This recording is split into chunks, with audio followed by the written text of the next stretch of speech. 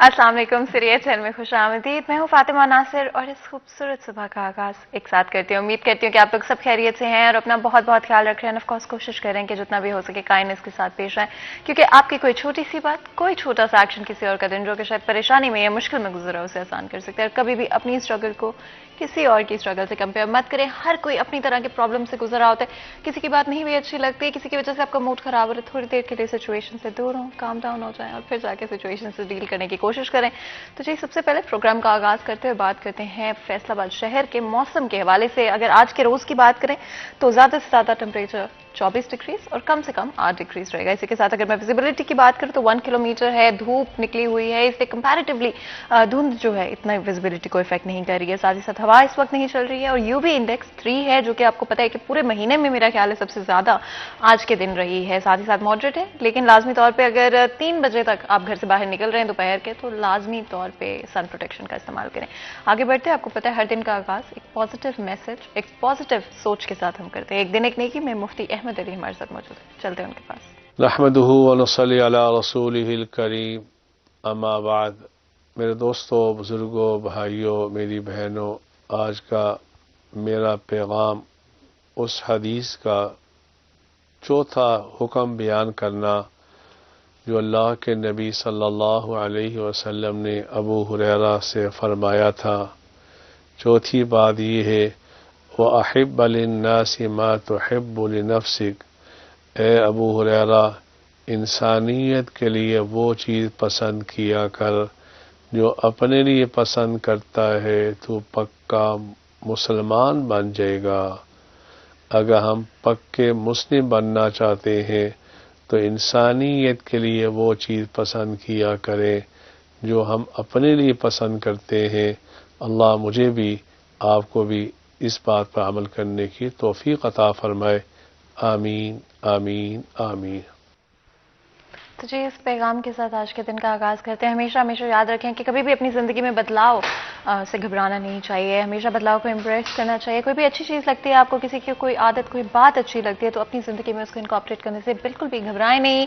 उसको ऐड करें अपनी डेली रूटीन के अंदर और हमेशा as a human being, as a person grow करते रहें और कभी भी उस ग्रोथ को, सेल्फ इंप्रूवमेंट को रोके नहीं। नो मैटर व्हाट, आप किसी भी एज पे हो, किसी भी पॉइंट पे हो अपनी जिंदगी की, हमेशा हमेशा चेंज एम्ब्रेस करना चाहिए। आगे बढ़ते हैं। आपको पता है हमेशा हमारी कोशिश रहती है फैसलाबाद शहर के इंपॉर्टेंट इश्यूज के हवाले से आपसे बात करें, आगाह करें। जहां पर पॉजिटिव चेंजेस हैं उनको भी उतनी ही बेहतर तरीके से हाईलाइट कर पाएं जितना कि हम नेगेटिव चीजों को करते हैं। Because at the end of the day जहां पे नेगेटिविटी होती है, जहां पे चीजें खराब होंगी, वहां पे कहीं ना कोई चीज ऐसी जरूर होती है जो कि अच्छी भी होती है। अगर एक्सपोर्ट सेक्टर की बात करें, फैसलाबाद शहर के बहुत अच्छे रहे हैं और बहुत सारी चीजों में इंप्रूवमेंट भी है। और मैं ये नहीं कहूंगी बिल्कुल भी कि 100% हर चीज सही है, बिकॉज हाल ही में पॉलिसी के हवाले से, टेक्सटाइल पॉलिसी के हवाले से काफी इश्यूज रहे हैं और इवन पॉलिसीज लॉन्ग टर्म नहीं बनाई गई गवर्नमेंट की तरफ से। तो ये कहना गलत होगा कि हर चीज ऑन पॉइंट है, हर चीज सही रास्ते पर है। ये जरूर है कि बाकी कंपैरेटिवली सेक्टर से बेहतर एक्सपोर्ट कर पाया है,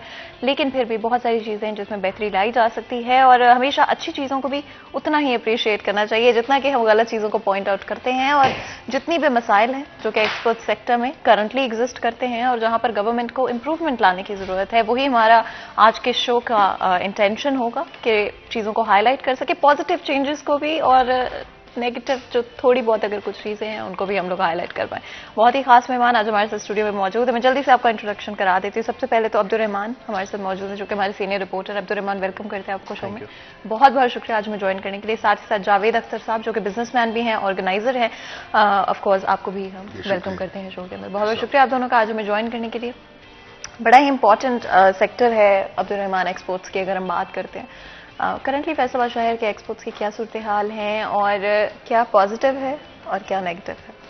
थैंक यू फातिमा। देखिए, एक्सपोर्ट बड़ा जो ज़बरदस्त, जैसे कि आपने कहा, सेक्टर है, लेकिन इसको हमेशा इग्नोर किया गया है। ये जो मौजूदा हुकूमत है, इससे जो बाहर तबका है ये खुश हो रहा है, क्योंकि इनकी जो तमाम तर डिमांड्स है वो भी पूरी की गई। इनके जो रिफंड्स के मामला थे वो क्लियर किए गए और फिर देखा हमने कि बड़ी रिकॉर्ड एक्सपोर्ट जो है वो हुई। ये 2013 के बाद जो है रिकॉर्ड 2021 में हुई। 8 साल तकरीबन लग गए उस स्टेज पर पहुंचने में, जो कि पिछले 2013 से 18 तक के दरमियान हमें मसला रहा है। तो ये बहरहाल एक अच्छी चीज़ है कि एक्सपोर्टर्स ने अपना हिस्सा डाला है, क्योंकि देखें जितना भी बजट डेफिसिट होता है यही होता है कि कितनी एक्सपोर्ट है कितनी इंपोर्ट है।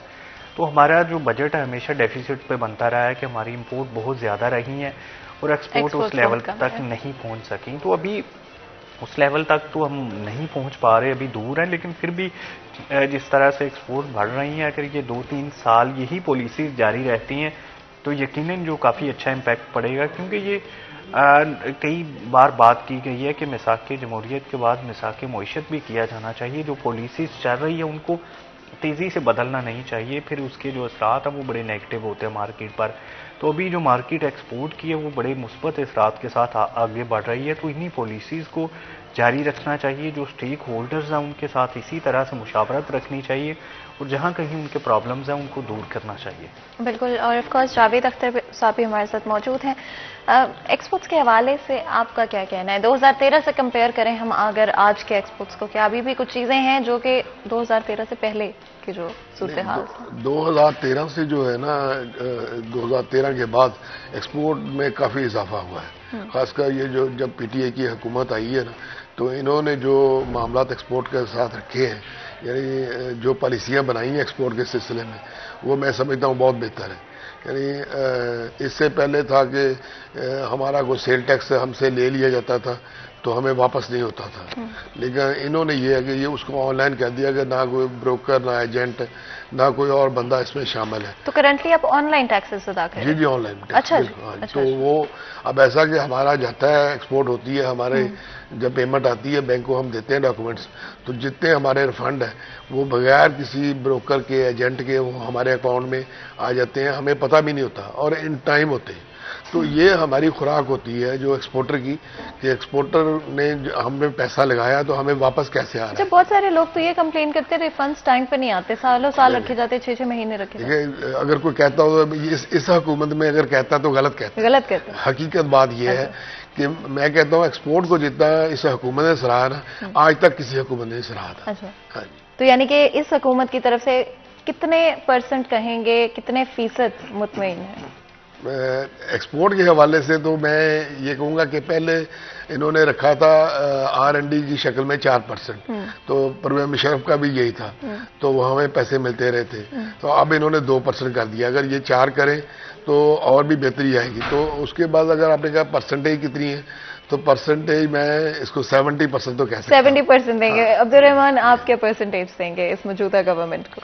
फातिमा, देखिए एक्सपोर्टर्स की राय जो है वो बड़ी, जो अवलीन राय होती है उनकी बड़ी अहमियत रखती है। तो जिस तरह से चौधरी जावेद साहब ने कहा कि यहाँ पर 70% मुतमईन है, तो अब मसला यह है कि यहाँ पर एक्सपोर्टर्स जो है वो तो बड़े मुतमईन है, क्योंकि उन्हें जितने भी R&D भी मिल रही है, रिसर्च एंड डेवलपमेंट के हवाले से थोड़े मिल रहे हैं, डिमांड है ज़्यादा हो तो वो ज़्यादा बेहतर काम करें। रीफंड्स भी बड़ी हद तक क्लियर हुए हैं जो माजी की हुकूमतों में नहीं होते थे। और ये इसाक डार के दौर में सबसे ज़्यादा जो सनतकार मुलाकातें करते थे ये अपने रीफंड्स के लिए करते थे, जो कि उन्हें नहीं मिल रहे और जिसकी वजह से वो आगे अपना कारोबार एक्सपैंड नहीं कर पाते थे। अभी देखना ये है कि पिछले 3-3.5 साल में कारोबार कितने एक्सपैंड हुए हैं। तो ये फिडमेट में देख लें कि नई इंडस्ट्री लग रही है, तो ये बहरहाल कई सालों के बाद ऐसा हुआ है कि नई इंडस्ट्री लगाई जा रही है। रहमान, अब हमें हमेशा सुनने में आता है even though export sector comparatively is doing a lot better, लेकिन एम्प्लॉयमेंट और तनख्वाहों के हवाले से आखिर क्यों अभी भी सेटिस्फाइड नहीं है लोग? जिस तरह से इमरान खान की तरफ से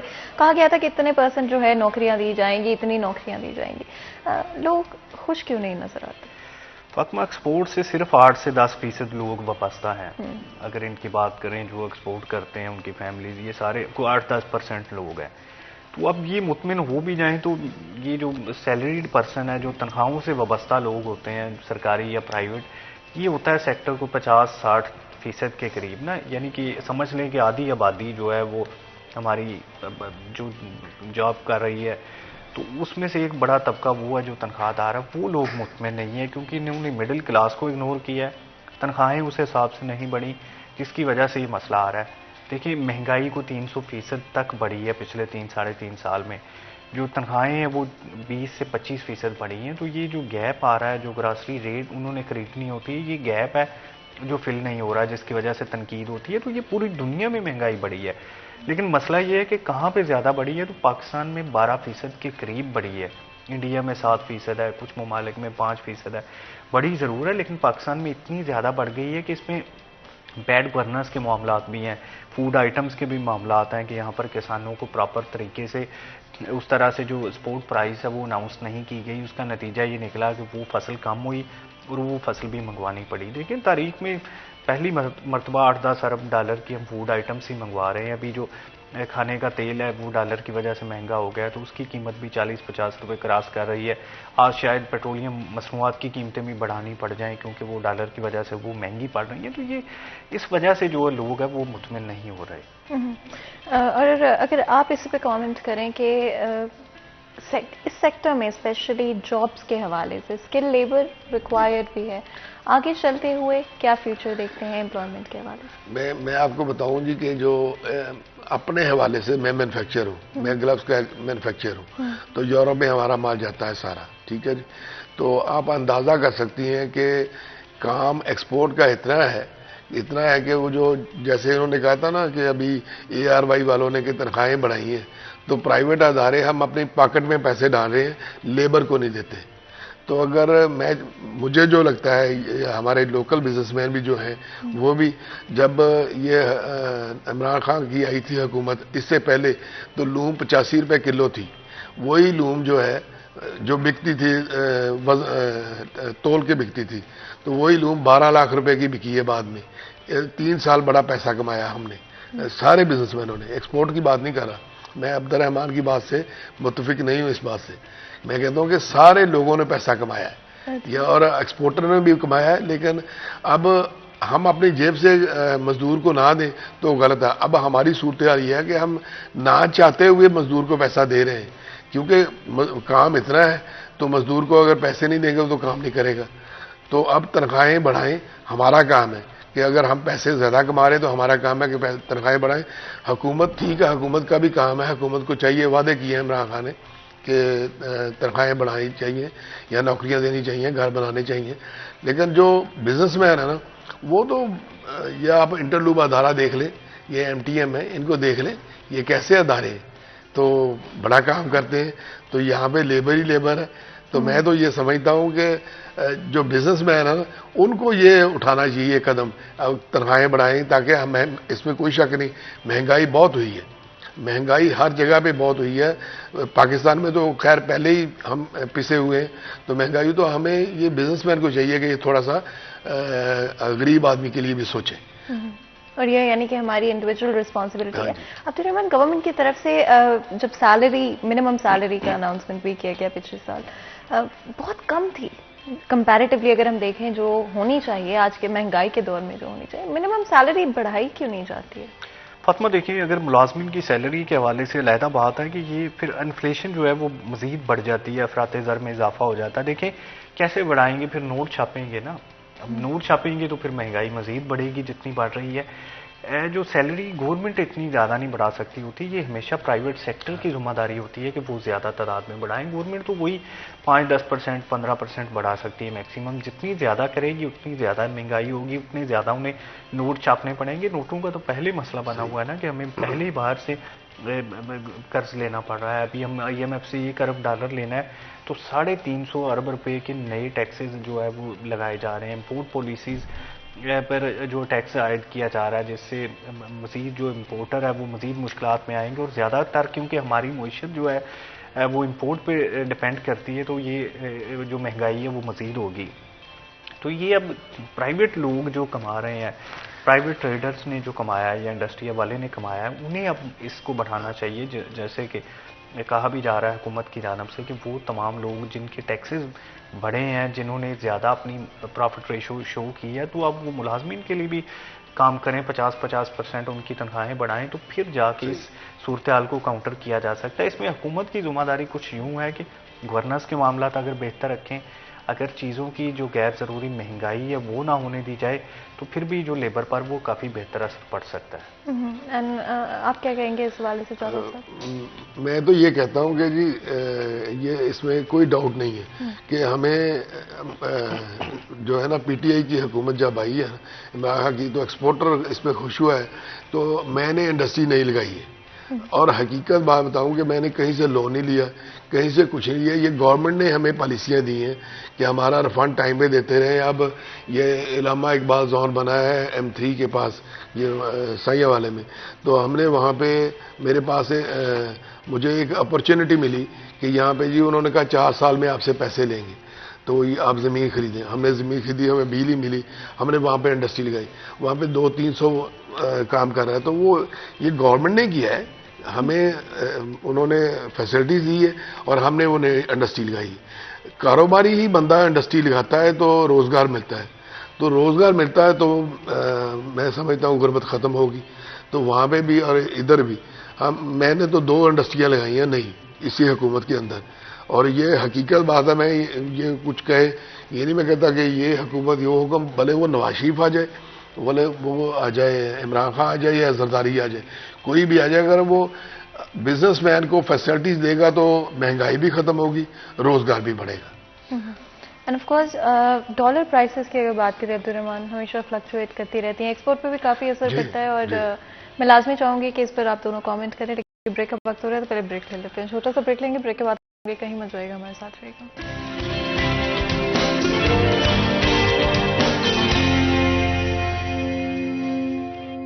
हम लोग बहुत बहुत बहुत ख्याल रखते हैं आप लोगों की सेहत का। आप लोगों की सेहत हमारे लिए नंबर 1 प्रायोरिटी है और हमेशा हम नए नए प्रोडक्ट्स आपके सामने लाते रहते हैं जो कि आपकी सेहत के लिए अच्छे हैं। और ऑफ कोर्स मुझे पर्सनली स्नैक्स बहुत पसंद हैं और कई दफ़ा सिर्फ ऐसे होते हैं कि आप बैठे होते हैं और आपको क्रेविंग्स होना शुरू हो जाती हैं और डिफरेंट रात के वक्त हो जाती हैं या सुबह के वक्त आप अभी ऑफिस में होते हैं और थक रहे होते हैं और आपको एक पावर क्विक जो है वो चाहिए होती है और उसके लिए जो है कई दफ़ा कई स्नैक्स जो है बहुत हेल्पफुल रहते हैं। तो मॉइस गुड़ की बात कर लेते हैं। अगर मैं बात करूँ 100% प्योर शुगर केन जूस के साथ इसको तैयार किया जाता है। और ऑफकोर्स आपको पता है कि हमारा ऑल्टरनेटिव यही होता है कि हम लोग जल्दी से जो है जाकर कोई चीनी वाली या मीठी चीज़ जो है वो खा लें, लेकिन क्योंकि वो खालिस नहीं होती है, नेचुरल नहीं होती है, ऑर्गेनिक नहीं होती है, इसलिए हर वक्त उसका इस्तेमाल अच्छा नहीं होता है। आपको पता है कि मैं हमेशा हमेशा सपोर्ट करती हूँ इस चीज़ को कि अपनी क्रेविंग्स को, जंक फूड को जो है वो कहीं ना कहीं इनकॉर्पोरेट आप कर सकते हैं थोड़ा बहुत अपनी डाइट के अंदर।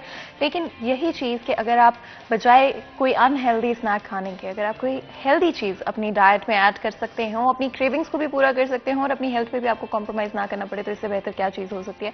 तो मॉइस गुड़ 100% शुगर केन जूस के साथ बनाया जाता है, जिसका मतलब है प्योर है, नेचुरल है, आपके लिए अच्छा है। एंड ऑफकोर्स सबसे जो मुझे अच्छी चीज़ मॉइस गुड़ की लगती है वो यही है कि इसकी पैकिंग जो है इंडिविजुअल पैकिंग्स में अवेलेबल है, तो आपको हाइजीन का इशू नहीं होता है। जब भी आप गुड़ का इस्तेमाल करते हैं तो सबसे बड़ा यही इशू होता है कि जितने भी लोग खा रहे हैं वो या तो स्पून का इस्तेमाल कर रहे हैं या फिर उनके हाथ जो हैं वो लग रहे हैं और कॉन्टिन्यूसली पैकिंग में या तो खुले पड़े रहने से जल्दी जो है वो ख़राब भी हो जाते हैं। लेकिन मॉइस गुड़ की पैकिंग जो है बड़ी अमेजिंग है। आप देख सकते हैं कि बिल्कुल इंडिविजुअल पैकिंग्स में आपको मिल जाएगा। बिल्कुल टॉफ़ी जिस तरह से आप खा रहे हो तो आपको फीलिंग वही आएगी, लेकिन आप जो खा रहे हैं वो नेचुरल भी है, प्योर भी है, आपकी हाइजीन के लिए भी अच्छा है और ओवरऑल आपकी हेल्थ पर कोई बुरा इम्पैक्ट नहीं है, सिर्फ और सिर्फ अच्छा इम्पैक्ट ही है। साथ ही साथ अगर बात करें तो ये आफ्टर मील ट्रैवलिंग टाइम में या अगर आप कहीं जा रहे हैं और आपको अचानक से ट्रैवल करना पड़ गया, कहीं पर आपको वक्त नहीं मिला कि आप लोग प्रॉपर्ली खाना खा सकते हो, तो सबसे फ़ायदे की यही बात है कि आप इसको अपने पर्स में, अपने हैंड बैग के अंदर किसी भी तरह से आप इसको कैरी कर सकते हैं। इवन अगर आप पर्स नहीं भी कैरी कर रहे हैं तो आप इसको अपने वॉलेट के अंदर डाल सकते हैं, बिकॉज इतना कंपैटिबल साइज़ जो है वो इसी का सबसे ज़्यादा फ़ायदा है आपको कि आप कहीं पर भी इसको रख सकते हैं और बड़े आराम से अगर आप रास्ते में कहीं जा रहे हैं वहाँ पर खा सकते हैं। अगर ऑफिस में आपके चाय का वक्त हो गया है तो चाय के साथ कुछ मीठा हो जाए, इससे बेहतर और क्या चीज़ हो सकती है। तो आप इसको मीठे के तौर पे चाय के साथ भी इस्तेमाल कर सकते हैं। साथ ही साथ अगर आप पढ़ाई कर रहे हैं, जो कि ऑफकोर्स आपको पता है आजकल एग्ज़ाम्स जो है वो करीब आते जा रहे हैं, मार्च में यूजली बहुत सारी जगहों पर एग्ज़ाम्स होते हैं, कुछ लोगों के सेमेस्टर्स खत्म हो रहे हैं, कुछ के शुरू हो रहे हैं और स्पेशली जो बच्चे जो है फाइनल ईयर में हैं या 12th के एग्ज़ाम्स दे रहे हैं या मैट्रिक एग्ज़ाम्स दे रहे हैं, तो मुझे पता है कि आपके ऊपर प्रेशर जो है वो ऑलरेडी बिल्ड होना शुरू हो गया है। OA लेवल्स के भी जो बच्चे हैं उनके लिए भी प्रेशर की यही सूरत हाल है कि वो अब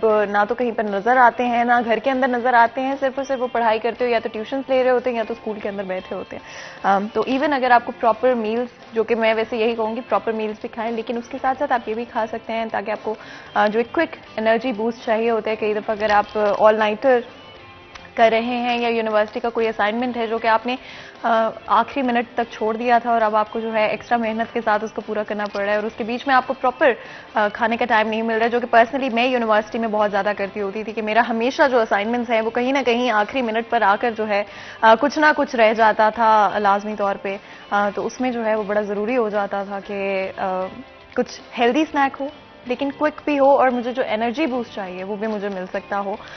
तो ऑफ कोर्स जिस तरह के फ्लेवर्स है इसमें डिफरेंट, तो आपको एक ही फ्लेवर के साथ भी स्टिक करने की ज़रूरत नहीं है, आप डिफरेंट फ्लेवर्स का इस्तेमाल कर सकते हैं और बड़े आराम से जो है इसको अपने, चाहे पढ़ रहे हैं, असाइनमेंट है, और जल्दी से जो है आप उसको टेस्ट कर सकते हैं और खा सकते हैं। और डिफरेंट फ्लेवर्स हैं, जिस तरह से सौंफ है, साथ ही साथ ओरिजिनल मिक्स है, end of course different flavours आप इस्तेमाल कर सकते हैं। जिंजर फ्लेवर भी है, ऑरेंज पील फ्लेवर भी है, साथ साथ कोकोनट फ्लेवर भी इसके अंदर मौजूद है, और फ्लेवर्स बड़े अमेजिंग होते हैं बिकॉज आपको ऑल्टरनेट्स मिल जाते हैं, आपको एक ही फ्लेवर के साथ, एक ही जायके के साथ जो है वो स्टिक नहीं करना पड़ता है। तो एक दफ़ा फिर मैं बता देती हूँ, 100% शुगर केन जूस का इस्तेमाल करते हुए इनको बनाया जाता है। कोई भी आपका टाइम हो आप खा सकते हैं। साथ ही साथ अगर मैं हेल्थ वाइज बात करूं तो लॉन्ग लास्टिंग एनर्जी तो आपको मिलती है, जैसे मैं कह रही थी कि एनर्जी बूस्ट आपको मिलता है, साथ ही साथ डाइजेशन के लिए अच्छा है, आपकी इम्यूनिटी को बूस्ट करता है, और एंटीऑक्सीडेंट भी है, जो कि आपको पता है आपकी स्किन के लिए बड़ा अच्छा होता है। तो अगर आप लोग हेल्दी और ग्लोइंग स्किन चाहते हैं तो आप लोग मोइस्ट गर्ड खरीद सकते हैं। और साथ ही साथ जो है वो आपने बस अपनी सेहत को भी प्रायोरिटाइज करना है, और इसीलिए ज़रूरी होता है कि स्नैक भी खा रहे हैं तो इतना हेल्दी स्नैक हो कि आपकी सेहत पे कोई कॉम्प्रोमाइज़ जो है वो ना हो जाए।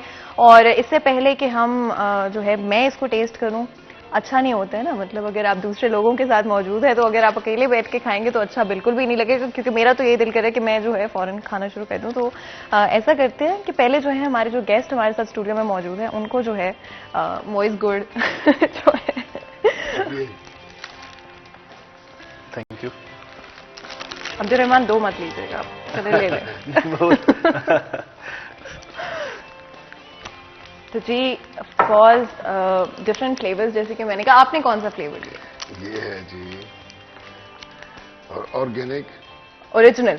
अच्छा जी अब्दुल-रहमान सौंफ, चलें जी अब देखते हैं, मेरा भी ओरिजिनल है, तो देख लेते हैं टेस्ट करके कि कौन सा फ्लेवर जो है हमारा फेवरेट बन रहा है। ऑफ कोर्स एक दफ़ा फिर मैं बता देती हूँ, ऑरेंज पील, जिंजर फ्लेवर, साथ ही साथ जो है नेचुरल एंड प्योर भी है, जो कि ऑफ कोर्स आपको पता है कि बिल्कुल खालिस आपको जो जायका अगर आप पसंद करते हैं, कोकोनट फ्लेवर भी है और साथ सौंफ फ्लेवर भी है। तो 5 फ्लेवर्स हैं, और जिंजर फ्लेवर मेरा ख्याल है गले के लिए बड़ा अच्छा होता है, स्पेशली आजकल हमारे गले खराब हो जाते हैं, कहीं ना कहीं खराश आ जाती है, सर्दी का मौसम है, तो इसलिए बड़ा ज़रूरी हो जाता है कि आप कई दफ़ा जो अपनी गले को जो है वो सूद कर पाएँ। स्पेशली इवन हम लोगों का क्योंकि जब शो का वक्त हो रहा होता है तो कई दफ़ा आपका सुबह बड़ा ना अजीब सा गला हुआ होता है, तो मैं जिंजर फ्लेवर का पर्सनली इस्तेमाल करती हूँ ताकि मेरा गला जो है थोड़ा सूद हो जाए। और मुझे शो के दौरान क्योंकि बोलना होता है तो मैं नहीं चाहती हूँ कि आप लोगों को मेरी आवाज़ जो है वो क्लियरली ना आ सके या मैं बोल ना सकूँ, इसीलिए ज़रूरी होता है गले को भी सुबह थोड़ा सा जो है वो सूट कर लें। एंड ऑफ कोर्स आप लोगों ने क्योंकि अपने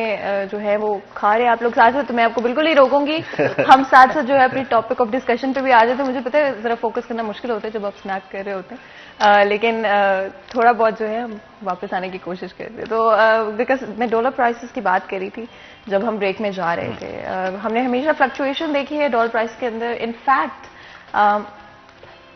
तारीख का सबसे ज़्यादा प्राइस जो है वो करंटली मौजूद है, और इन्फ्लेशन की भी एक वजह डॉलर प्राइसेस में ये कॉन्टिन्यूस इंक्रीज है। तो अब्दुल-रहमान, डॉलर प्राइसेस के ऊपर क्यों हमारी कंट्रोल जो है वो ख़त्म होता जा रहा है, क्या मतलब है इसका, क्या इम्पैक्ट होगा इसका इंडस्ट्री के ऊपर?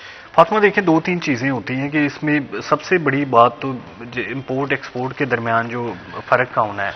कि अब अगर मैं ये 6 माह की बात करूं तो यहाँ पर हमारी जो एक्सपोर्ट और इम्पोर्ट में जो फ़र्क है वो तकरीबन 23 अरब डॉलर का है, यानी कि कोई 18 अरब डॉलर के करीब हमारी एक्सपोर्ट गई हैं और 41 अरब डॉलर की जो इम्पोर्ट हुई हैं।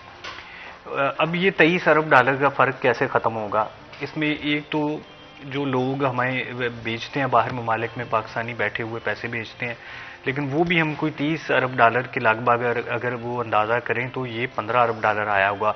फिर भी 8-10 अरब डॉलर का जो गैप है वो हमें फिर कर्ज लेना पड़ेगा। अब इसमें IMF से 1 अरब डॉलर लेना है तो हम नए टैक्सेस लगा रहे हैं, फिर IMF अलाउ करेगी तो हम वर्ल्ड बैंक के पास जाएंगे, दूसरे बैंकों से लेंगे, ADB से लेंगे, फिर जाके 8-10 अरब डॉलर का गैप 6 माह के दौरान पूरा होगा। और फिर हम बात करते हैं कि हमारी जो ग्रोथ रेट है वो 5.37 पर पहुंच गया है, तो इसका मतलब है कि अब हमें मशीनरी बाहर से और मंगवानी पड़ेगी, और चीज़ें बाहर से आएंगी, क्योंकि जब पहले यहाँ पर 2021 के पहले आखिरी 6 माह की अगर हम बात करें जो माली साल के होते हैं, तो पहले 6 माह में हमने ये किया कि हमने जो इम्पोर्ट पॉलिसी है उस पर ज़्यादा ड्यूटी लगाई, इम्पोर्ट कम होने दी। उसका ये हमें नतीजा निकला कि हमारा जो डेफिसिट है वो तो कम हुआ, लेकिन जो हमारा ग्रोथ रेट है वो रुक गया। अब 2 चीज़ें समझने की, अब यहाँ पर जितनी मशीनरी, जितनी फूड आइटम्स, जितनी तमाम चीज़ें मंगवाई जाती हैं, अगर ग्रोथ रेट हमने ऊपर उठाना है तो वो तमाम चीज़ें हमें बाहर से इम्पोर्ट करनी पड़ती हैं और वो डॉलर के लिए आती हैं, डॉलर के बगैर आएंगी नहीं। अगर हम उन पे पाबंदी लगाते हैं तो यहाँ पर हमारी ग्रोथ रेट रुक जाती है, कारोबार रुक जाता है, और फिर जो पैसे हैं वो रियल स्टेट में जाना शुरू हो जाते हैं, गोल्ड में जाना शुरू हो जाते हैं, या जो स्टॉक एक्सचेंज है उसमें भरना शुरू हो जाते हैं। तो ये हमारा बेसिक फिनोमेना है कि हमें एक्सपोर्ट पे पूरा नहीं उतर पाते, वो हमारा डेफिसिट बड़ा रह जाता है। जो हमने ओवरसीज पाकिस्तानियों से उम्मीद लगाई होती है वो 30 अरब डॉलर के करीब चली जाती है। नतीजा दान हमें तस्लीम करना पड़ता है कि हमारी जो मईशत है वो तमाम की तमाम जो है वो इम्पोर्ट ओरिएंटेड है। अब नून लीग क्या करती थी कि जो डॉलर बारो करती थी वो तमाम के तमाम मार्केट में फेंक दिए जाते थे ताकि डॉलर का रेट कंट्रोल रहे, और जहां कहीं भी मसला आता था वो डॉलर रेट कंट्रोल करने के लिए मार्केट में मजीद डॉलर फेंकते थे। इस वजह से वो हमें 5 सालों में कंट्रोल हुआ मिला, लेकिन उसका नतीजा ये निकला कि हमारा एक्सपोर्ट पे जो मनफी असरा था वो मुरतब हुए, और जो आसफ अली जरदारी 2013 में एक्सपोर्ट छोड़ के गए थे उससे कम ही हुई, उससे ज़्यादा नहीं हुई। 5 साल लग गए लेकिन उसके बराबर भी नहीं पहुंच सके। ज़्यादा फोकस्ड ही ये रहा कि जो मिडिल क्लास है, जो सैलरीड पर्सन है, वो फोकस्ड रहा, और जो एक्सपोर्टर्स है उस पर हमने हाथ उठा लिया। नतीजा ये निकला कि पावर लूम्स जो है वो तुल के बिकने लगी। जवेद साहब जैसे बता रहे थे कि यहाँ पर वो लोहे के भाव बिकने लगी और अब 12 लाख रुपए पे पहुंच गई हैं। तो ये पॉलिसीज होती हैं जो हुकूमतें अपनी अपनी सहूलत के लिए अपनाती हैं, उसमें देखना होता है। तो अब ये डॉलर इन्होंने फिर, ये इमरान खान हुकूमत तनकीद ही पहले से ये करती रही है जब अपोजिशन में भी थे कि डॉलर पे जो मसनूई कंट्रोल है उसका हमें नुकसान होगा, और 60-70 अरब डॉलर हम सिर्फ इसी काम पे लगा बैठे हैं कि जो डॉलर की कीमत कंट्रोल रहे 5 साल। अगर आप एक लाइन में कुछ कहना चाहें, बिकॉज हमारे पास वक्त जो है बड़ा लिमिटेड होता है, अगर एक लाइन में कुछ कहना चाहें। मैं कहता हूँ जी कि हमें ना मैन्युफैक्चरिंग की तरफ जाना चाहिए। गवर्नमेंट को चाहिए कि जो मैन्युफैक्चरिंग के अदारे हैं ना उनको प्रमोट करें, कि नए नए अदारे लाएं, तो हमें ट्रेनिंग सेंटर दें, सारे लोगों को गाइड करें, तो फिर जाके हमारे मुल्क का कोई चेंज हो सकता है। जी, और तो इसके अलावा तो वहाँ से कर्जा ले लिया, दे दिया, वो सारी हुकूमतें ऐसे ही करती हैं। इंडिपेंडेंटली जरूरी है कि फोकस किया जाए हमारे कंट्री की मैन्युफैक्चरिंग पर। बहुत बहुत शुक्रिया आपका आज हमें ज्वाइन करने के लिए जावेद साहब। बहुत ही अच्छा डिस्कशन रहा, और मैं उम्मीद करती हूँ आपने मोइज गुड़ जो है वो हमारा थोड़ा सा स्नैक आपने एंजॉय किया। मेरे साथ गुड़ा है, मैं खा रहा हूँ। अच्छा, आप खा रहे हैं तो जी यहाँ पे रह सकते थे, एक छोटा सा ब्रेक लेते हैं, ब्रेक के बाद हाजिर होते, कई मजा आएगा, हमारे साथ रहिएगा।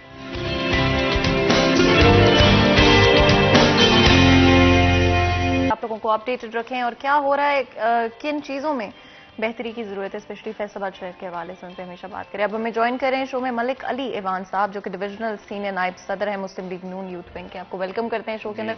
बहुत बहुत शुक्रिया हमें ज्वाइन करने के लिए। और आपको मुझे पता है, आपका भी बहुत शुक्रिया जी। पिछली दफा मुझे पता है हमने आपको बड़ा ना क्विक तंग किया था, तो इसलिए मैं बहुत बहुत शुक्रगुजार हूँ आपको कि आपने आज हमें ज्वाइन किया इस डिस्कशन के लिए। और ऑफकोर्स अब्दुर्रहमान हमारे सीनियर रिपोर्टर हमारे साथ मौजूद है। और ब्रेक से पहले अब्दुर्रहमान, आपको पता है हम एक डिफरेंट टॉपिक पर बात कर रहे थे, एक्सपोर्ट्स के हवाले से पॉलिटिक्स की भी बात करें तो फैसलाबाद शहर के डायनामिक्स बहुत ही क्या कहते हैं, इंटरेस्टिंग है, बड़े ही मजेदार हैं। कभी एक पार्टी की तरफ तो दूसरी पार्टी की तरफ हम झुकते हुए नजर आते हैं। और स्पेशली अगर करंट सिनेरियो की बात करें, हम सबको पता है कि पॉपुलैरिटी कभी एक पार्टी की तो कभी दूसरी पार्टी की ज्यादा होती नजर आती है। टू स्टार्ट डिस्कशन ऑफ, अगर ब्रीफली आप बताएं कि कौन जो है सबसे ज्यादा इस वक्त आपको नजर आ रहा है। लेकिन इससे पहले कि मैं आपसे ये पूछना चाहती हूँ, अगर आप इस पर कॉमेंट करें, फैसलाबाद शहर में किस तरह की पॉपुलैरिटी नजर आ रही है मुस्लिम नून की? बिस्मिल्लाहिर्रहमानिर्रहीम। शुरू करता हूँ नाम अल्लाह के जो बड़ा मेहरबान और नहायत रहम करने वाला है।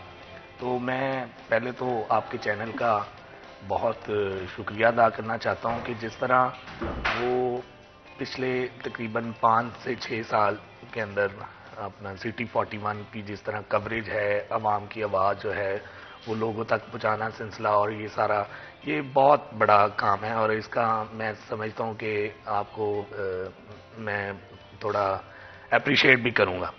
तो दूसरा ये कि आपके सामने पाकिस्तान मुस्लिम लीग नून एक पाकिस्तान की बहुत बड़ी जमात है।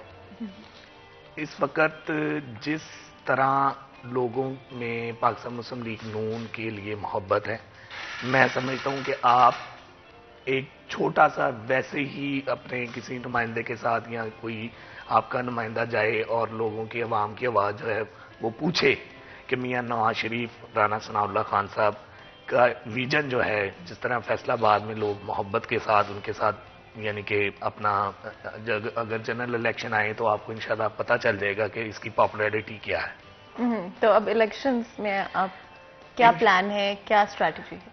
देखिए जी, प्लान और स्ट्रैटेजी जो है हमेशा मियां नवाज शरीफ की आवाम की आवाज रही है। इस वक्त जिस तरह मुल्क में बेरोजगारी और गुर्बत ने चारों तरफ से घेर लिया है, मैं समझता हूं कि अब मियां मोहम्मद नवाज शरीफ का जो विजन है वो बिल्कुल राइट वे पे है और इस वक्त आवाम को होश के नाखून लेकर मेरा ख्याल है इस गवर्नमेंट को चलता करना चाहिए। अच्छा, स्पेशली अगर हम पिछले कुछ सालों की बात करें, फैसलाबाद शहर में कोई डेवलपमेंट के काम हमें होते हुए नहीं नजर आए हैं। उस हवाले से क्या स्ट्रैटेजी होगी अगर मुस्लिम लीग नून इलेक्शंस जीत जाती है? मैं आपको ना एक मैम बड़ी इंटरेस्टिंग बात अगर मैं इधर ना करूं तो मैं समझता हूं ये ज्यादती है जो कि हकीकत पे मबनी। पिछले 3 साल से मैं एक दिन रोड पे आ रहा था, एग्रीकल्चर यूनिवर्सिटी के सामने जेल रोड, एक जेल रोड पे इन्होंने एक वो मुजस्मा तैयार किया। ये खान साहब की पहली और मेरा ख्याल शायद आखिरी डेवलपमेंट होगी। तो उन्होंने वहां पे 2 बैल आगे हैं और एक बंदा जो है वो उनको चला रहा है। वैसे वो एक मुजस्मा है, शायद आपने भी अब्दुल रहमान साहब देखा हो। खूबसूरती तो वो खूबसूरती तो पता नहीं है, लेकिन खान साहब की जो जाहिरी इस वक्त गवर्नमेंट के हालात है वो रूनमा हो रहे हैं उधर। तो वो 2 बैल अवाम की तरह हैं और पीछे जो बंदा है उसके आंखों पे पट्टी बंधी हुई है, वो खान साहब हैं जिन्हें नजर कुछ नहीं आ रहा कि अवाम किधर को जा रही है और क्या हो रहा है और क्या हालात है मुल्क के। तो मैं समझता हूँ 3 साल में यही काम इन्होंने एक किया है जो कि अवाम के सामने, और वो एक मेन चौक में उन्होंने रख दिया है ताकि सब उनकी जो कारकर्दगी है उसको देखें। अब्दुल रहमान, आप क्या कहेंगे इस हवाले से? डेवलपमेंट जिस तरह से, आई होप कि आपका भी यही नजरिया नहीं है, आप क्या कहेंगे इस हवाले? फातिमा, देखिए, डेवलपमेंट के हवाले से बड़ी तनकीद की जाती है इस हुकूमत पर कि यहाँ पर उस तरह से नहीं की गई जैसे पहले टेम्पो बना हुआ था, और हमेशा जो डेवलपमेंट के लिए पैसे रखे जाते हैं वो किसी न किसी मद में वापस ले जाएंगे। तो ये एक बड़ा मसला जो यहाँ पर मुख्तलिफ होती है कि डेवलपमेंट होती रहे, चलती रहे, पैच वर्क चलता रहे, इसके लिए पैसे रखे जाते हैं। वो तमाम पैसे भी इन्होंने वापस भिजवा दिए। तो ये देखें वापस जाके क्या हुआ, कोरोना फंड्स में लगा दिए, एहसास प्रोग्राम में लगा दिए, लोगों को सदका ज़कात दे दी। लेकिन जो डेवलपमेंट का काम होता है, जो लोगों के बेसिक मसाइल हल करने होते हैं, जो ग्रास रूट लेवल के मसाइल होते हैं, उन पर भी उसी तरह से तवज्जो देने की ज़रूरत होती है जो नहीं दी गई। बैड गवर्नेंस है जिनकी वजह से जो हालात है वो ख़राब हुए, फूड आइटम्स का जो क्राइसिस है। तो ये तमाम चीज़ें आप देखें 3-3.5 साल में कोई भी मेगा प्रोजेक्ट मुकम्मल नहीं हुआ। एक कश्मीर पुल अंडरपास की बात करेंगे, वो पहले से उस पर काम शुरू हो गया था, पहले से ऑक्शन हो गई थी, ठेका हो गया था, उसके बाद काम शुरू हुआ। तो वो भी जाके को 3-3.5 सालों में इन्होंने काम किया, चालू हो गया। लेकिन 100% उसको भी आप मुकम्मल नहीं कह सकते, अभी ब्यूटिफिकेशन का काम बाकी रहता है जो प्राइवेट इंडस्ट्री को सौंपा जा रहा है। तो यहाँ पर ये हुकूमत के करने के काम होते हैं। लोगों के जितने भी मसले हैं, लोकल बॉडीज़ में जिस तरह से इनको घसीटा गया, लोग पैदाइश का सर्टिफिकेट बनाने के लिए सिफारिशें ढूंढने लगे, पैसे देने लगे, करप्शन के रेट्स बढ़ गए। तो ये हुकूमत को सोचना चाहिए कि 3-3.5 साल में वो डिलीवर करने में नाकाम रहे हैं। उनकी जो ब्यूरोक्रेसी पुलिस है वो डिलीवर करने में नाकाम रही है, लोगों को उस तरह से रिलीफ नहीं दे सकी। MP MNAs पे तनकीद की जाती है कि वो भी अपनी फैसलाबाद के लिए, शहर के लिए कोई बड़ा मंसूबा नहीं ला सके, कोई ऐसा काम नहीं कर सके जिस बेस पर आइंदा इन्हें वोट मिले। क्योंकि ऑफकोर्स हमारे पास टाइम बड़ा कम है, तो मैं चाहती हूँ कि 23 मार्च को जो लॉन्ग मार्च अभी तो अनाउंस की गई है, होती है नहीं होती है तो नहीं पता, क्या एजेंडा होगा और अवाम से क्या कहना चाहेंगे? जी, पहले तो मैं ये समझूंगा कि 23 मार्च को अवाम का एक मुस्तकबिल का आप दिन कह सकते हैं, ठीक है। अगर हमारी पार्टी, हमारे कायदीन हमें ज़ाहिर है एमरजेंसी कॉल देंगे या कोई प्लान देंगे, हम उस पर पूरी यूथ, ख़ास तौर पे इधर अगर मैं एक नाम जो है वो ना लूँ तो मैं समझता हूँ बड़ी ज़्यादती होगी। राजा नादर मुख्तार साहब जो हमारे डिवीज़न के सदर हैं और मैं, हम खुद मिल के राना अहमद शहरियार साहब की क़यादत में राना सनाउल्लाह खान साहब जो शेर पंजाब हैं, इसमें कोई शक नहीं कि जिस तरह उन्होंने मियां नवाज शरीफ की पार्टी को सराहा है, शायद किसी और कारकुन में इतनी हिम्मत और सकत ना होती जितनी अपना परेशानियों का उन्होंने सामना किया है, उनको साथ लेकर उनकी क़यादत में जो उनका हुक्म होगा उस पर हम पूरी तमीर करेंगे और इंशाल्लाह घर घर से हर मुस्लिम लीग की वर्कर जो है, ख्वाह वो यूथ का हो, वुमेन का हो, किसी भी यानी कि इससे ताल्लुक़ रखता हो, वो इंशाल्लाह ज़रूर निकलेगा और इस गवर्नमेंट को हम इंशाल्लाह पता चलेगा कि मुल्क में बेरोज़गारी और गुर्बत के ख़िलाफ़ कैसे लॉन्ग मार्च होता है। अब्दुर्रहमान, आप क्या कहेंगे लॉन्ग मार्च के हवाले से? देखिए, हुकूमत गिराना तो अपोजिशन का मकसद नहीं है, ये सिर्फ अपनी सियासी ताकत ही चमकाएंगे नून लीग वाले जाके। हुकूमत गिराना देखिए मकसद होता तो असम्बली में अदम इत्मीनाद पेश की जाती, एहतजाज करने से हुकूमत थोड़ी गिरती है। इमरान खान ने जो इतना लंबा धरना दिया था, क्या फ़र्क पड़ा उससे? तो ये भी बस अपनी सियासत चमकाएंगे, उधर जाएंगे, महंगाई के खिलाफ धरना देंगे और पब्लिक के जो सेंटिमेंट्स है उस पर देखेंगे कि पब्लिक का क्या जो मौक़िफ़ रहता है, क्योंकि फिर बजट आने वाला होगा, रमज़ान आने वाला होगा, तो उससे पहले पहले ये अपने धरने से फ़ारग हो जाएंगे, क्योंकि 3 अप्रैल से माह रमज़ान शुरू हो जाएगा। तो उससे कबल ये चाहेंगे कि अपनी सियासी ताकत शो करें और फिर उसके बाद जो बजट है वो हुकूमत कर ले और फिर वो आखिरी बजट ही होगा ऑलमोस्ट। उससे अगला साल तो हुकूमत का जो है रिलीफ फ्राहम करने का होगा, अगर वो करने में कामयाब हो जाते हैं। अगर नहीं कामयाब होते तो फिर वो इलेक्शन में वहाँ उन्हें देख लेंगे। और ऑफ कोर्स क्योंकि बल्दियाती इलेक्शंस कहा जा रहा है कि प्रॉब्ली समर में हमें देखने को मिलेंगे, क्या प्लान्स हैं उसके बाद?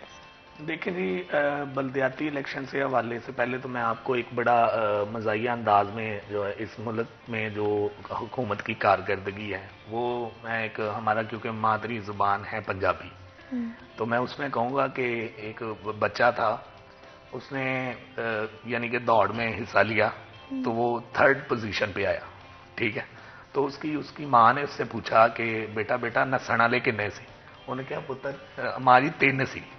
तो खान साहब के इस वक्त हालात ये हैं कि वो कहते हैं 3rd आया है, 3rd में है ही 3रे नंबर पे। अच्छा जी, और ये इसी कमेंट के ऊपर, क्योंकि हमारे पास वक्त आज बहुत कम है, बहुत लिमिटेड है, बहुत बहुत शुक्रिया आप दोनों का आज हमें ज्वाइन करने के लिए। यहाँ पर एक छोटा सा ब्रेक लेंगे, ब्रेक के बाद हाजिर होंगे, कहीं मत जाइएगा, हमारे साथ रहिएगा।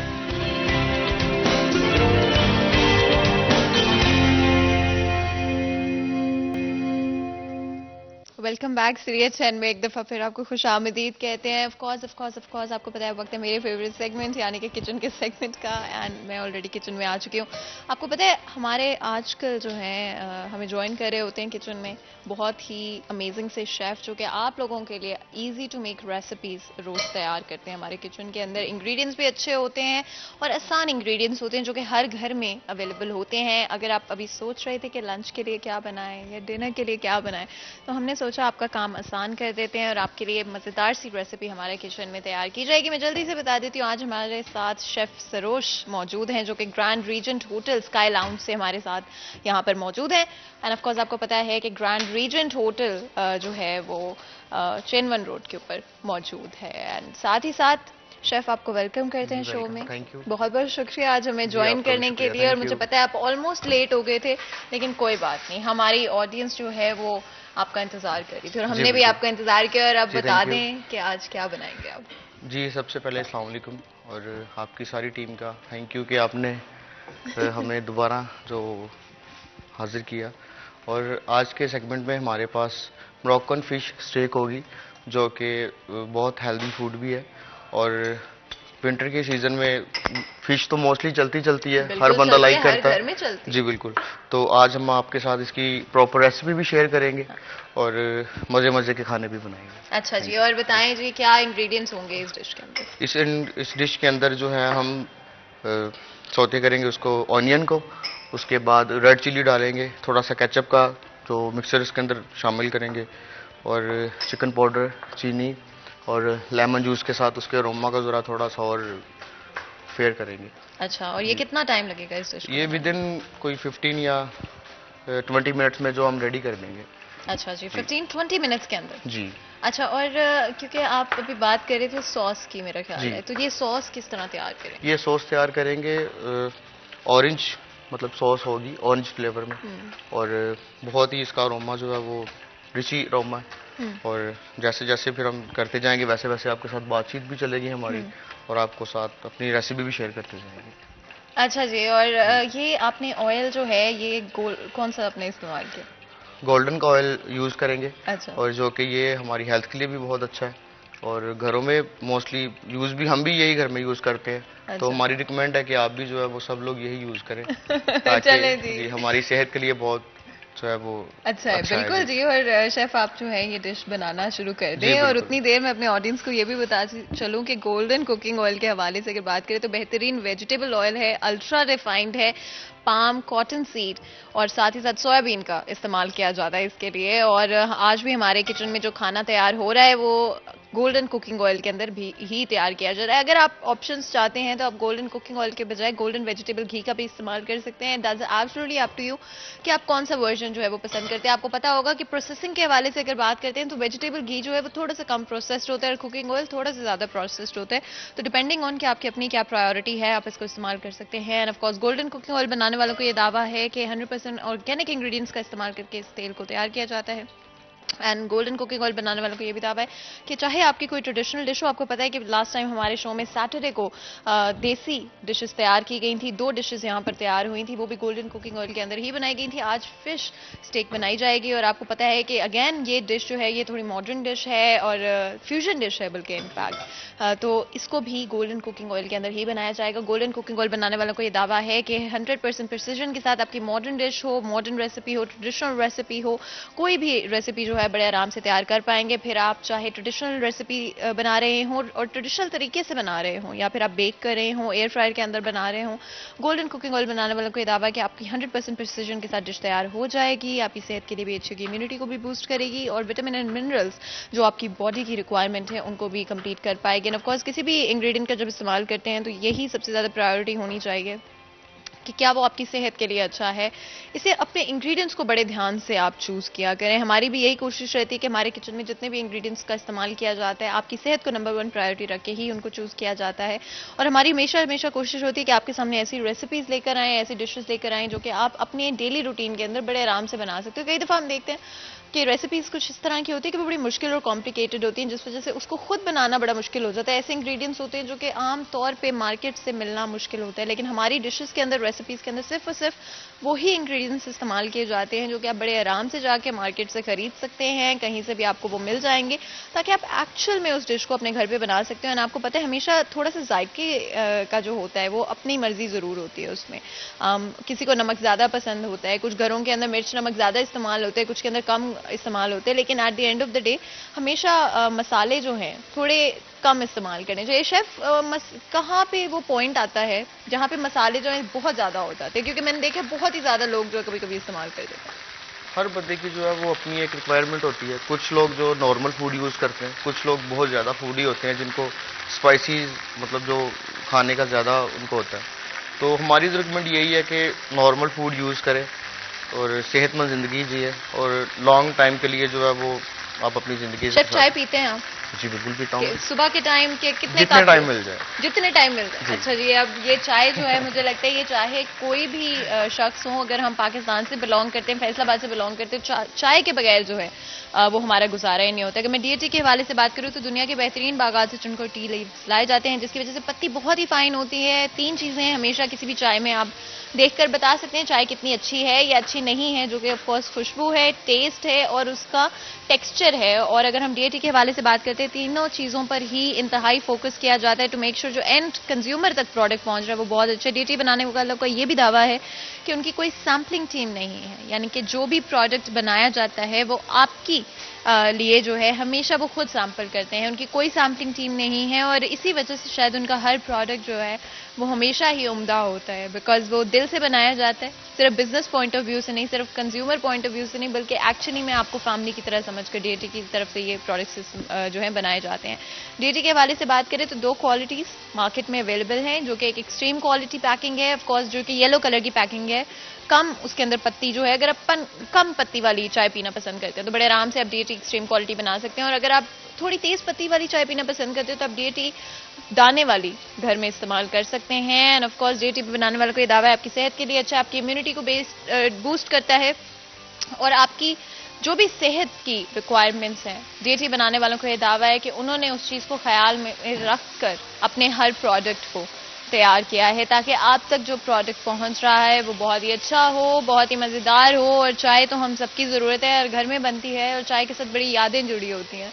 तो आई थिंक DAT वालों ने इन सारी चीज़ों का ख्याल रखते हुए आपके लिए हमेशा हमेशा वो तैयार करते हैं किसी भी प्रोडक्ट को। शेफ, अब मुझे बताएं डिश जो है हमारी कहाँ तक पहुँच गई है? डिश हमारी तकरीबन और कोई 5-7 मिनट लगेंगे। 5-7 मिनट लगे। ऑलरेडी जो है गोल्डन कुकिंग ऑयल के अंदर हमारी फिश फ्राई हो रही है। हम शेफ से अपडेट्स लेते रहेंगे। तो शेफ यहाँ पे ऐसा करते हैं, छोटा सा ब्रेक ले लेते हैं। ब्रेक ले लें आप, बता दें हमारी ऑडियंस को कि हम ब्रेक ले रहे हैं। छोटा सा ब्रेक लेंगे, ब्रेक के बाद फिर हाजिर होते हैं आपकी खिदमत के लिए। कहीं मत जाइए, कहीं मत जाइएगा। Will be right back.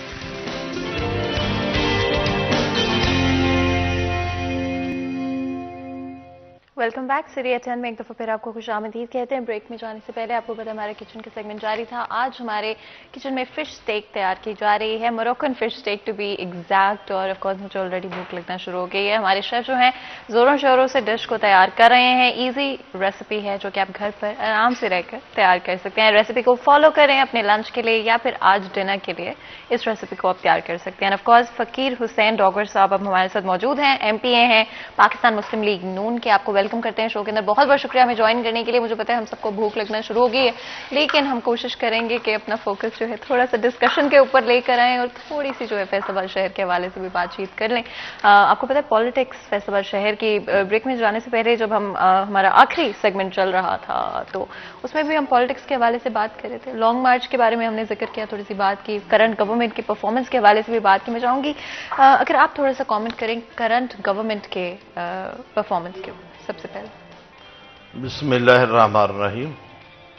कोई भी जो हुकूमत होती है उसको 2-3 चीज़ों से जज किया जाता है कि वो आवाम को रिलीफ दे रही है या उसके लिए मुसीबत बन रही है। मिसाल के तौर पर किसी हुकूमत की बेहतरी के लिए ज़रूरी होता है कि उसकी गवर्नेंस बेहतर हो, अंदरूनी और बैरूनी महाज पर वो बेहतर कारकर्दगी का मुजाहरा करे, मुल्क में इक्तसादी सूरत हाल को बेहतर बनाए। अभी आपने देखा कि ना तो हमारे इंटरनेशनल लेवल पे उस लेवल के तल्लुकात रहे हैं जो होने चाहिए थे। मिसाल के तौर पर हमारे प्राइम मिनिस्टर ये कहते हैं कि मुझे अमेरिकी सदर ने अभी तक फ़ोन नहीं किया। अगर आपकी कोई आप में कोई आप बेहतर डिलीवर करते, आपकी किसी को कोई ज़रूरत होती तो यकीनन वो आपको फ़ोन करते। जब मुल्क का वज़ीर आज़म ये कहे कि मुझे फ्रांस मुल्क के सदर ने फ़ोन किया, इससे बड़ी बदकिस्मती हमारे मुल्क की क्या हो सकती है। एक बात। दूसरी बात ये तो होगी खारजा पॉलिसी के एतबार से किसी मुल्क के साथ हमारे अच्छे तल्लुकात नहीं हैं। अभी बाकी आगे बात अंदरूनी हालात। जब मियाँ नवाज शरीफ साहब की हुकूमत आई थी तो उस वक्त मुल्क में दहशतगर्दी बहुत अरूज पर थी। रोज़ बम धमाके हो रहे थे, बच्चों को अगवा किया जा रहा था, कॉलेज स्कूल महफूज नहीं थे। तो आपने देखा कि उस वक्त तमाम स्कूलों, कॉलेजों, हस्पतालों की जो बाउंड्री थी उस पर तार लगनी शुरू हो गई थी और सिक्योरिटी बड़ी सख्त की गई थी ताकि कोई जानी नुकसान न हो।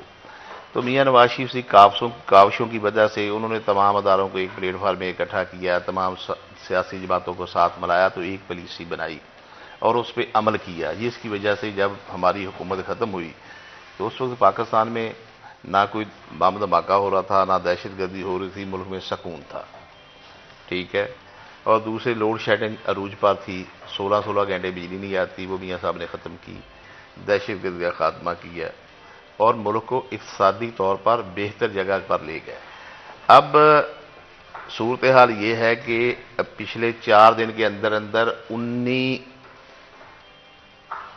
जो दहशतगर्दी की कार्रवाइयाँ हुई हैं मुल्क में और हमारे अदारों पे आए रोज़ हमारी फोर्सेस पे हमले हो रहे हैं। तो इसका मतलब ये हुआ कि मुल्क की अंदरूनी जो सूरत हाल है अमन व ईमान के हवाले से वो इंतहाई मखदूश हो चुकी है। अच्छा, दूसरी बात रही इक़्तिसादी हालत।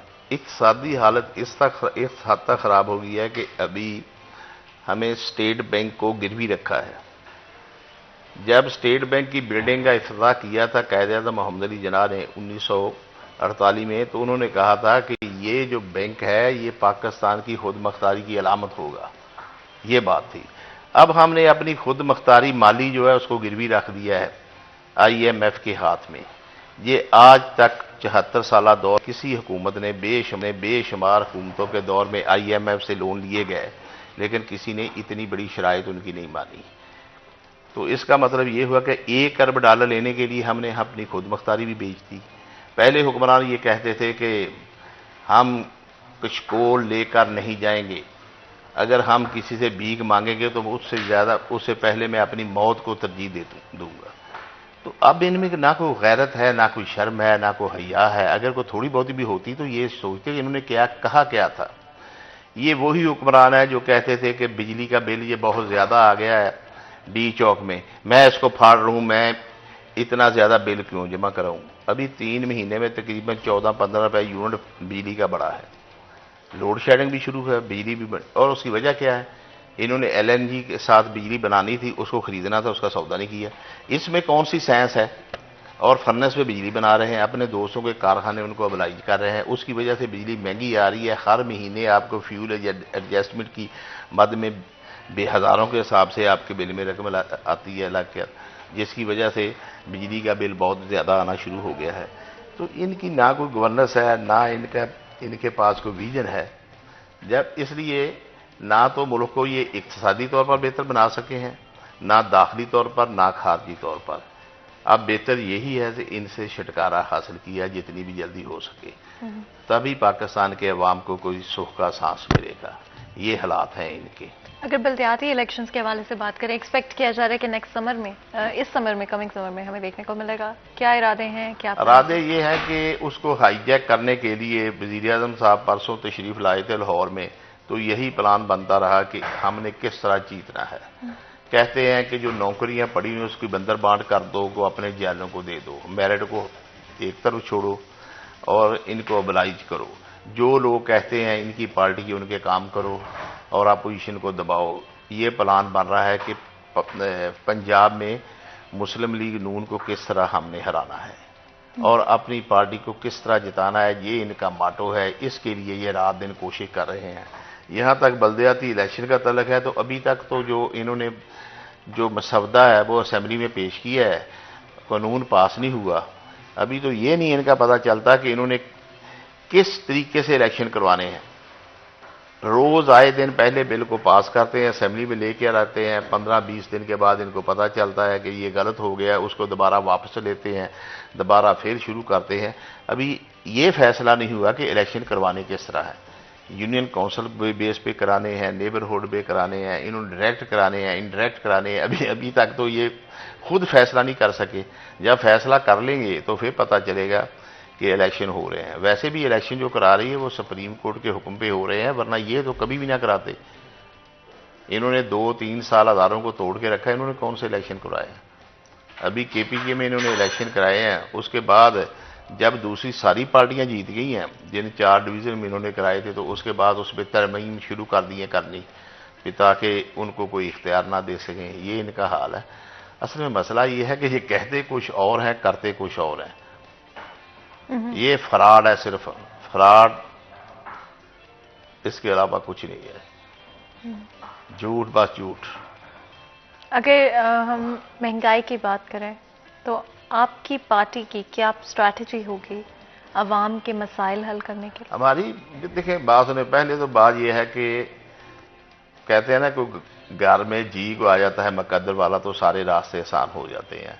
जब हुक्मरान झूठ ना बोलें, उनकी नीयत साफ हो, अवाम के लिए कुछ कहना चाहें, उनके पास टीम बेहतर हो, तो मेरा ख्याल है मसाइल काफ़ी हद तक हल हो जाते हैं। क्योंकि इनकी नलायकी और नाहली की वजह से बेशुमार मसाइल पैदा हुए हैं। अभी अगर आप LNG वक्त पे खरीदते तो यकीनन बिजली इतनी महंगी ना होती। अगर आप बर वक्त फैसले करते तो कभी इतना नुकसान ना होता। अभी ये कश्मीर पुल इन्होंने शुरू किया था बनना, हमारे दौर में 2018 में शुरू हुआ, अप्रैल में, 1.5 साल में कंप्लीट होना था, अभी नहीं हुआ। अभी उसका आखिरी मराहल में काम दाखिल हो गया, 4 साल हो गए हैं। तो यकीनन जो लागत 1.5 साल में आनी थी, उसके बाद कीमतों में जिस हिसाब से इजाफा हुआ है, उसकी लागत जो तकरीबन डबल हो जाएगी। अभी इन्होंने पेशावर में BRT बनाई है, वो जितना उसका एस्टिमेट था उससे 4-5 गुना ज़्यादा पे बनाई है। क्योंकि पंजाब में 3 मोटरवे बनी है, मियाँ शहबाज शरीफ साहब ने बनाई है मेट्रो, लाहौर, इस्लामाबाद, पिंडी और मुल्तान बनाई है। उसकी जितनी तीनों की कीमत है उस एक की कीमत है। मतलब गवर्नेंस की वजह से भी आप बेहतर कर सकते। बात यह है कि मियाँ नवाज शरीफ साहब के पास जो टीम है वो बहुत बेहतरीन टीम है। उसके आने से यकीनन एक तो दूसरे मुल्कों का इत्माद उस पर ज़्यादा है। मिसाल के तौर पे उनके दौर में सी पैक बन रहा था। अभी ये बता सकते हैं इन्होंने 3.5 साल में क्या किया, उसमें क्या किया? अभी चाइना नाराज होकर बैठा हुआ है। अभी आज या कल जाएंगे, 2 तारीख को मेरा ख्याल जा रहे हैं मिन्नत समाप्त करने के लिए। अभी उनसे टाइम लिया है, कोई काम नहीं इन्होंने क्या क्या किया। और उसकी वजह से ना कोई तुर्की के साथ पाकिस्तान के बेहतरीन तल्लुकात थे, सऊदीया के साथ बेहतरीन तल्लुकात थे, चाइना के साथ बेहतरीन तल्लुकात थे, अमेरिका के साथ भी इतने ख़राब नहीं थे जितने आजकल हैं। आज तो किसी मुल्क के साथ हमारे तल्लुकात नहीं है। सऊदीया ने अभी मिन्नत समात के बाद 300 रुपया 3 अरब डॉलर दिए, और उन्होंने कहा है कि जब हम कहें तो आपने 3 दिन के अंदर अंदर हमें वापस करने हैं। और वो उसकी शरह सूद इतनी है जो IMF से भी ज्यादा है। तो पाकिस्तान जब मियां नवाज शरीफ का वक्त था तो उन्होंने 1.5 अरब डॉलर पाकिस्तान को वैसे ही दे दिया था, हमदाद दे दी थी कि पाकिस्तान में अपनी इक़्तिसादी हालत को बेहतर करो। ये होता है हुक्मरानों पे एतमाद दूसरे ममालिक का। दूसरी बात यह है कि ताजिर भी मियां नवाज शरीफ की हुकूमत पे एतमाद करते हैं, कारोबारी लोग करते हैं, आम आवाम। आप देखें कि 5 साल में 35 रुपए से ज़्यादा आटे का रेट नहीं हुआ। ये जो आप घी का बता रहे हैं, ये 150 रुपए इसकी रेट था, अब 40 रुपए किलो के हिसाब से और बढ़ जाएगा 1-2 दिन में। 40 रुपए किलो 400 से ऊपर चला जाएगा। ये गवर्नेंस है इनकी। गालियां दूसरों को निकालते हैं, सिर्फ एक काम है गालियां निकालो, दूसरे को चोर चोर कहो। और सबसे बड़े डाके जो पड़ रहे हैं इनकी हुकूमत में पड़ रहे हैं। अभी जब जाएंगे तो पता चलेगा ना इन्होंने क्या किया है मुल्क के साथ। अभी ये बहुत बड़ी बात कर रहे थे, मीडिया की आज़ादी की बात करते थे। अब मीडिया के पे जितनी पाबंदियां इनके दौर में लगी हैं, मेरा ख्याल पाकिस्तान की हिस्ट्री में इतनी पाबंदियां तो आमरीयत के दौर में भी लगी। जितना बुरा हाल इन्होंने किया मीडिया का पहले। आपको लगता है कि मीडिया की आज़ादी कम हो गई है इस दौरान? नहीं, आपको नहीं लगता? मैं अपना ओपिनियन नहीं शेयर कर सकती, मेरा काम है दूसरों के ओपिनियन मेरे ख्याल के मुताबिक तो बहुत ज्यादा हो चुकी है। जैसे हामिद मीर वगैरह, वो अभी तलत हसैन साहब से, इस तरह के बड़े बड़े एंकर जो हैं, उनको क्यों इन्होंने किया है, ब्लैक लिस्ट किया हुआ है, इसी वजह से किया है। जो भी आज़ादी के साथ बात करता है उसको डराया धमकाया जाता है, उसके पीछे पड़ जाते हैं, उसको चैनल मालिकान को मजबूर किया जाता है कि आप इनको निकालें, इनके प्रोग्राम को बैन करें। यही हो रहा है और क्या हो रहा है, इसमें कौन सी शक वाली बात है? अगर स्पेशली बात करें आपकी स्ट्रैटेजी के हवाले से, मरियम नवाज साहिबा जो है बड़ी एक्टिव सोशल मीडिया पे नजर आती है और सोशल मीडिया पे अच्छी खासी फॉलोइंग है उनकी। क्या आपको लगता है इससे यूथ को कैप्चर कर पा रहे हैं? नहीं, मरियम नवाज साहबा जो है वो हमारी पार्टी की ताकत है, कुव्वत है। वो उन्होंने बड़े दिलेराना तरीके से पार्टी के मौक़िफ़ को वो आगे लेकर बढ़ी हैं। उनकी वजह से हमारी पार्टी जो बड़ी मजबूत हुई है। अवामी तौर पर भी हमारी पार्टी जो है मरियम साहिबा की वजह से, क्योंकि उन्होंने इनके साथ बहुत जुर्त के साथ मुकाबला किया है। क्योंकि ये इस्तेसाब के नाम पे जो इन्होंने इंतकाम ले रहे थे, उसके मुकाबले में उन्होंने बड़ा सख्त जो है मौक़िफ़ अपनाया है। तो उसी वजह से हमारी जमात में जान भी आई है, ताकत भी आई है। क्योंकि मरियम नवाज साहिबा की बात करें और अगले इलेक्शंस की बात करें और ये बात ना करें कि नवाज शरीफ जो है वो कब प्लान करें पाकिस्तान वापस आने के लिए। इंशाअल्लाह ताला वो यूं ही हालात बेहतर होंगे, वो किसी वक्त भी आ जाएंगे जब पार्टी फैसला करेगी कि मियाँ साहब को अब आना चाहिए। देखिए, पाकिस्तान की तारीख में आज तक कोई हुक्मरान ऐसा नहीं हुआ आया जिसको सजा हुई हो उसकी गैर मौजूदगी में वो बाहर हो और अपनी बेटी को साथ लेकर अपनी बीवी को बीमारी की हालत में छोड़कर वहां पाकिस्तान में आ जाए सजा को फेस करने के लिए। ये मियाँ नवाज शरीफ साहब ही हैं। आपने कहा कि हालात बेहतर होते ही वो आ जाएंगे, ऐसे क्या हालात हैं क्योंकि इस वक्त आने नहीं दे रहे? जो सूरत हाल है वो है क्या? शहजाद अकबर को किस लिए रखा था? राना सनाउल्लाह साहब को किस लिए जेल में डाला था? अब क्या हो रहा है? जो आदमी पसंद नहीं है, जो बात करता है, उसको उठाओ और जेल में फेंक दो। ये था इनका एहतसाब। ऐसे हालात में मुल्क में क्या कौन आएगा? लेकिन जब पार्टी को जरूरत होगी इंशाल्लाह ताला मियाँ साहब शायद 1-2 महीने के अंदर अंदर पाकिस्तान में होंगे। जिस तरह वो पहले आए थे अब भी आएंगे इंशाल्लाह ताला। और क्या पाकिस्तान जेल में मुस्लिम जाने के लोग डर भी- की वजह से उन्होंने नहीं, पाकिस्तान ऐसी से नहीं जाने बात का उनकी, फैसला आपको पता है कि तबीयत बहुत ख़राब थी।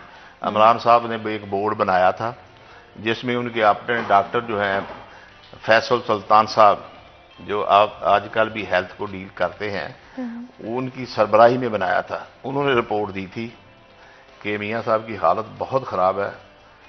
आपको पता याद होगा कि उस कबीना में ये दुआएं भी मांग रहे थे कि मियाँ साहब को बाहर जाना चाहिए। इन्होंने भेजा था, जैसे असद उमर ने अभी 2-3 दिन पहले कहा कि ये इमरान खान का 100% फैसला था, इन्होंने भेजा है। अब वो इलाज करा रहे हैं इंशाल्लाह ताला। जब उनकी तबीयत क्या वो ठीक इलाज हुई, पाकिस्तान में नहीं हो सकता था? अगर हो सकता होता तो यकीनन कराते। उसकी वजह है कि उन्होंने पहले भी 1-2 दफ़ा जो अपना इलाज करवाया है, हार्ट सर्जरी कराई है, वो उस डॉक्टर से करवाई है जैसे अब वो जिसको चेकअप करवा लेकिन एक रहे हैं। मुल्क और एक कौम का लीडर होने के नाते क्या उनका फर्ज नहीं बनता था कि वो पाकिस्तान से इलाज कराते जैसे उनकी सारी आवाम करवाती देखिए है? बात सुने ना, पाकिस्तान में ये बात आपकी ठीक है, लेकिन हर आदमी जिस डॉक्टर से जो अपना मौलज होता है ना, जो जिस डॉक्टर से आप शुरू करते हैं, आपकी ये ख्वाहिश होती है जिस पे आपको ज़्यादा एतमाद हो कि हम अगर कोई मसला ख़राब हुआ है, जो पहला डॉक्टर समझ सकता है, जिसने पहले ऑपरेट किया, वो ज़्यादा बेहतर समझ सकता मजीद है। भी गुफ्तगू करेंगे ब्रेक के बाद। तो यहाँ पे छोटा सा ब्रेक लेते हैं, ब्रेक के बाद हाजिर होते हैं। कहीं मत जाइएगा, हमारे साथ रहिएगा।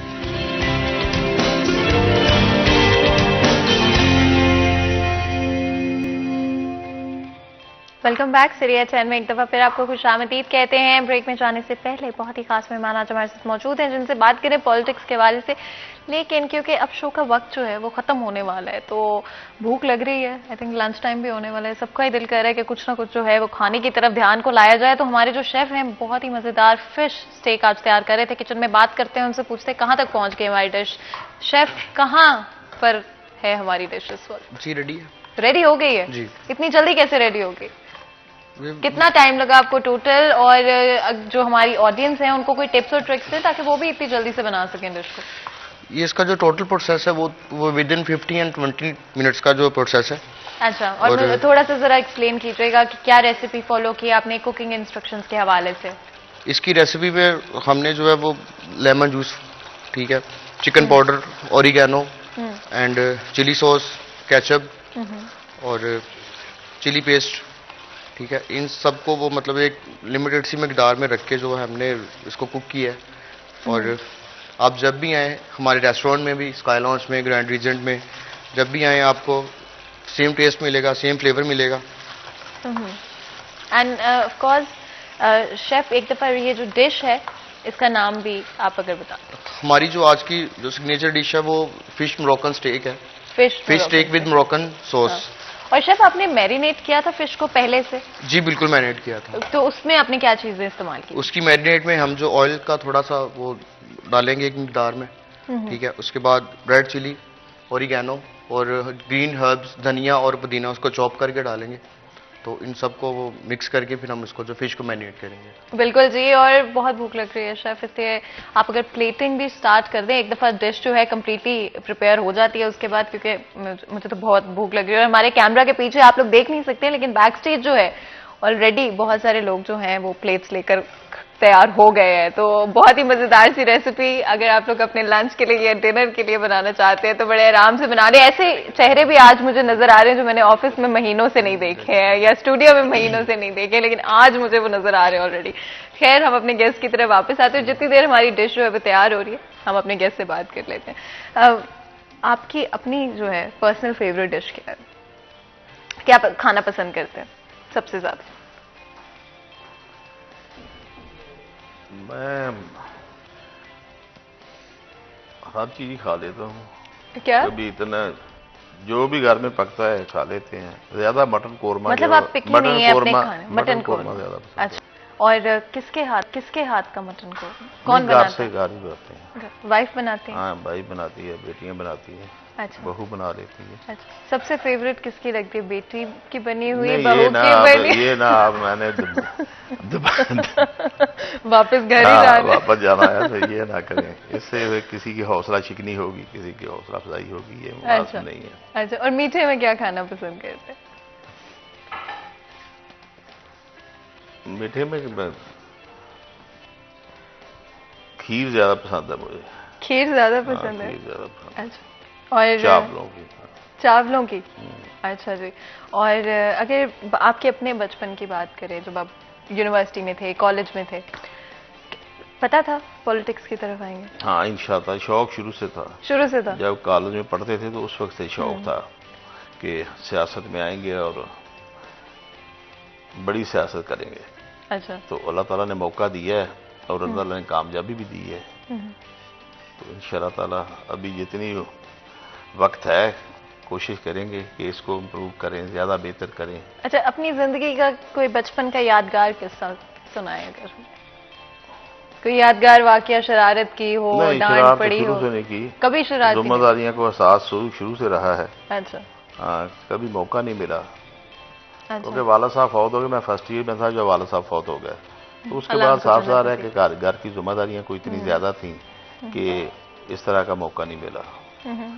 ये अल्लाह का करम है बस। कोई बड़ी दोस्तों सीधी के सारी साथ कोई बैठे हों, कोई नहीं, वो तो बातें हों? दोस्तों के साथ बैठते हैं, लेकिन बड़ा मतलब साफ सुथरा माहौल रहा है शुरू से। ये अल्लाह का फजल है। और जब स्कूल में हुआ करते थे, हमेशा से पॉलिटिक्स की तरफ आना नहीं चाहते नहीं, या स्कूल ऐसा में वक्त साफ भी था? सारा स्कूल जब इंसान जो होता है 5वीं 6वीं जमात में, 6वीं में होता है, 8वीं में, उस वक्त सियासत क्या करनी है? मैट्रिक के बाद ही शुरू होता है ना। जब हम मैट्रिक के बाद फर्स्ट ईयर में गवर्नमेंट कॉलेज में दाखिल हुए तो उस वक्त यूनिवर्सिटियों में, कॉलेजों में बड़ी सियासत होती थी। अच्छा। यूनियन होती थी। बिल्कुल जी, मैंने सुना हुआ है, बड़े किस्से सुने। MSF होती थी, जो जमात इस्लामी होती थी, वो सारी जमातें होती, पीपल्स पार्टी होती थी। तो उस वक्त वहां पे बड़े जलसे होते थे, बड़े कैंडिडेट खड़े होते थे। तो उस वजह से ज्यादा जो है ना, अब तो उस पर पाबंदी है ना, उस वजह से बड़ा आदमी के बच्चों का जो स्कूल में पढ़ते थे, कॉलेज में पढ़ते थे, वो उनका ज़हन बनता था कि यार ये हो रहा है। और ये बड़ी बुनियादी बात थी कि कॉलेजों में जो उसका फायदे भी हुए, नुकसान भी हुआ। नुकसान ये हुआ कि बच्चों के असल मकसद था उसकी तरफ से हट गया, ज्यादा सियासत में सियासत पढ़ाई शुरू की हो तरफ गई, से ध्यान ग्रुपबंदी हट गया। शुरू हो गई, लड़ाइयाँ झगड़े शुरू हो गए, फसाद शुरू हो गए। ठीक है, यूनिवर्सिटियों का माहौल ख़राब होना चाहिए। एक तरफ तो ये बात थी। दूसरी बात ये थी कि जब आप वहाँ पे सियासत में आप हिस्सा लेते हैं, सियासत देखते हैं, तो उसमें सियासी एतबार से जो आपकी ग्रोथ है वो बहुत हो जाती है। वहाँ से फिर अच्छे सियासतदान निकलते हैं, जैसे ख्वाजा साद रफीक साहब थे, जुवेद हाशमी साहब से, इस तरह के बड़े बड़े सियासतदान जो हुए हैं वो यूनिवर्सिटियों से हुए हैं, कॉलेजों से हुए हैं। अब वो नहीं है।